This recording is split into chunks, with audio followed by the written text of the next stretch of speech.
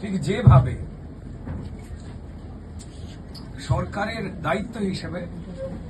তিনি প্রথমে খুব কড়াভাবে এবং স্পষ্টভাবে জানিয়ে দিয়েছেন যে কোনো জায়গাতে এই চাপিয়ে দেওয়া, দাদাগিরি, স্বৈরাচার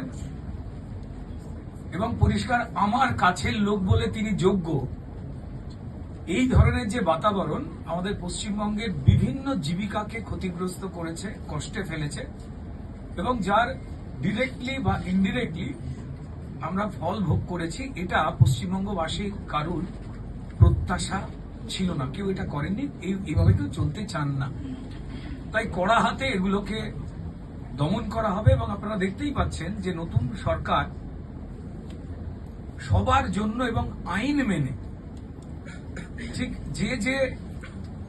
ঘটনাগুলো তৈরি করছেন বা নিয়মগুলো নিয়ে আসছেন, তা কিন্তু আসলে আমাদের সংবিধানকে